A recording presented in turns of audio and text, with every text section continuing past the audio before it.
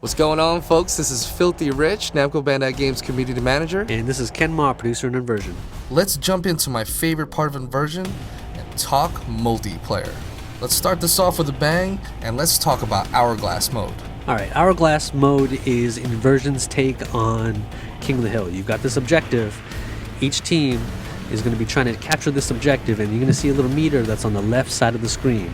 So as long as you hold this map, as long as you hold the control point, then you'll notice that your meter is going to slowly start to move down. Once it gets all the way to the bottom, you will win the match. And as the match progresses, you'll notice that it starts to move a lot faster. Essentially, we've got two separate levels that are built. You know, imagine a level that's on the bottom, a level that's on the top. And as soon as you capture this point, the whole entire map will flip. Enemies, objects, players, everything flips to the other map.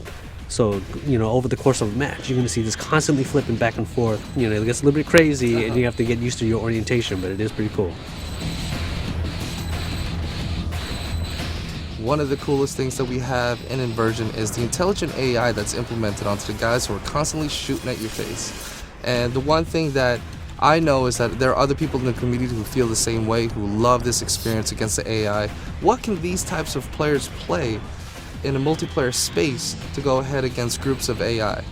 Inversion, what we have is a 4-player co-op mode called Survival, and we built these exclusive maps just for this mode. These aren't regular normal MP maps that have been, you know, just recycled in. So what you do with these maps is you've got these three, you can divide it up into 3 separate sections, and you have a certain amount of time at the start of the game or the start of the match to complete this first section. So you and your friends have also have a set amount of lives. You have to kill all these waves of enemies, and then you'll make it into the second wave. And again, if you complete it, then you'll get additional time for the second. Now, you know, everybody's going to be racing for the best time for the leaderboards, but also because at the end of that third section, you're going to see a badass boss, and you have to have 4 players. It is extremely difficult to be able to kill him. Even with 3 players, you want to have everybody in there available for this massive boss fight.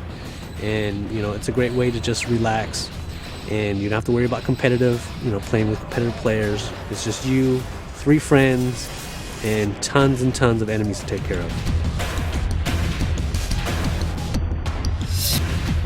Deathmatch is usually my first mode that I jump into in any multiplayer game, because I don't have to do any kind of strategy. Only rule is to kill anything that moves, right? That's a great way to get used to the maps, a great way to get used to the Gravlink mechanics and how it works, that little balance that Inversion's got between weapons and using your Gravlink as a weapon.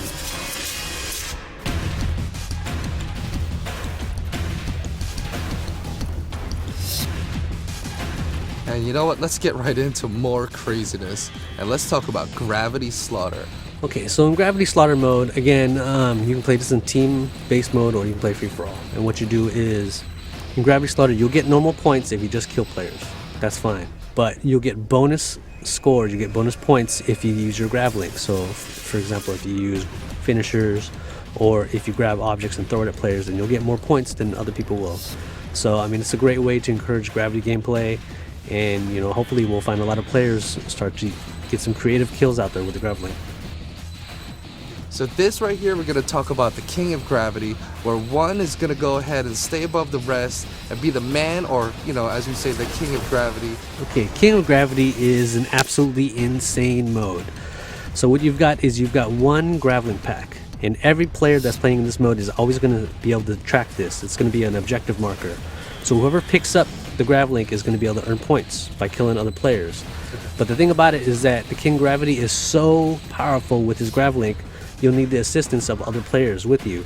So even though everybody's trying to race to become the King of Gravity, you have to work together to take down the current King of Gravity. But after that, it's no holds barred, right? It's whoever can get that Gravlink first. Everybody that you thought was a teammate, as soon as that Gravlink drops and everybody's trying to rush to get it, then everybody's your enemy again. So that's it for us over here at Namco Bandai Games. This is Filthy Rich. Guys, make sure to join the community at facebook.com/inversion. And of course, a big thanks to our friend Ken. Yep, look forward to playing against these guys once the game comes out.